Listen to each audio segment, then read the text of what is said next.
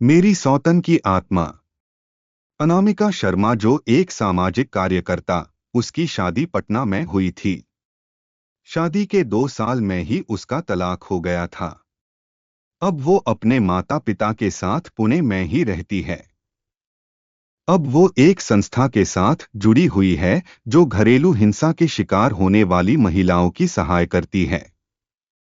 शादी टूटने से कोई भी महिला खुश नहीं रहती है, लेकिन शादी करके जुल्म सहने से अच्छा है कि हम अकेले ही रहे। आज मैं आपको एक भयानक रहस्य बताती हूँ कि जिस वजह से मेरा तलाक हुआ था। वैसे तो मेरे पति मेरा बहुत ही अच्छा ख्याल रखते हैं, लेकिन जब उनको गुस्सा आता है तो वो एक अजीब इंसान बन जाते हैं। उनकी आवाज भी भारी हो जाती है। लेकिन मुझे ऐसा लगता था कि उनके गुस्से की वजह से उनके अंदर ऐसा बदलाव आ जाता है, लेकिन ऐसा बिल्कुल नहीं था। उनके ऐसे भयानक रूप के पीछे की सच्चाई कुछ और ही थी। एक रात को मैं और मेरे पति सो रहे थे, वहीं पे अचानक मुझे महसूस हुआ कि मेरे पति लंबी लंबी सांसें ले रहे थे और नींद में ही बोल रहे थे कि मुझे माफ करो, अब बस करो, अब बस करो, मुझे अब छोड़ दो, जो भी हुआ है उसमें मेरा कुछ भी कसूर नहीं है। यह सब सुन के तो मेरे रुवाटे खड़े हो गए।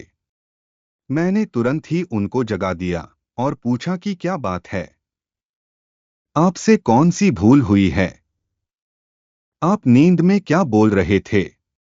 मेरे पति ने बात को टालने की कोशिश की और कुछ भी बोले बिना ही सो गए। मैंने फिर से वही सवाल किया। उस समय वो गुस्से में आके मुझे एक जोरदार चांटा लगा दिया। ये पहली बार हुआ था कि उन्होंने मुझ पर हाथ उठाया हो। उसी रात को मैंने तय कर दिया कि मैं यह रहस्य को जान के ही रहूंगी। दूसरे दिन मैंने अपनी सास से उनके बेटे की कसम दिलाकर सारी सच्चाई के बारे में जान लिया कि हमारी शादी से पहले मेरे पति की दूसरी लड़की के साथ सगाई हो चुकी थी और 3 महीने के अंदर वो सगाई टूट चुकी थी। सगाई टूटने कारण वो लड़की ने पंखे से लटकर आत्महत्या कर ली थी और वही लड़की अब प्रेत बनकर मेरे पति को हैरान कर रही है। इस बात के कारण कोई भी परिवार अपनी बेटी देने के लिए तैयार नहीं हो रहे थे। इसीलिए उन्होंने ये बात हमसे छुपाई थी। उस रात मैं अपने पति से खूब लड़ाई की और मैंने छुटाछेड़ लेने का फैसला कर लिया, क्योंकि इतनी बड़ी सच्चाई हमसे छुपकर हमें धोखा दिया था। एक रात को करीबन रात के 2 बजे मुझे जगाकर बोले कि तुम इस कमरे से बाहर निकल जाओ। उस समय उनकी आंखें खून से लालचोर हो गई थी और मेरे सामने इस तरीके से देख रहे थे कि मैं कोई पराई व्यक्ति हूँ।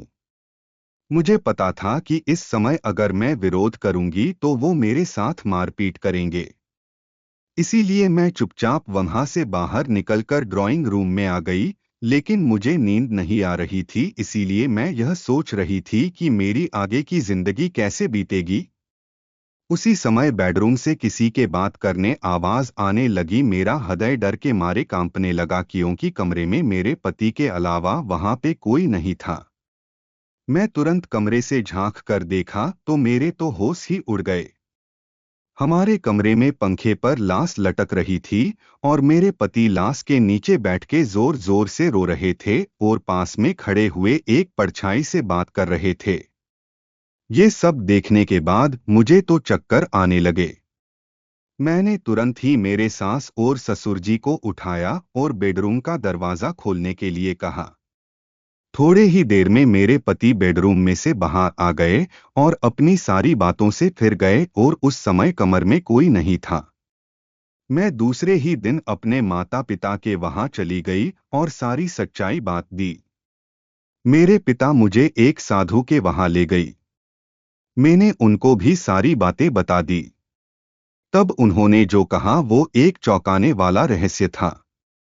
उन्होंने मेरे पति की कुंडली देखकर बोला कि जिस लड़की के साथ तुम्हारे पति की सगाई टूट गई वो तुम्हारे पति और घरवालों के त्रास के कारण मर गई थी और तभी से वो लड़की एक प्रेत बनकर उन सब से बदला ले रही है।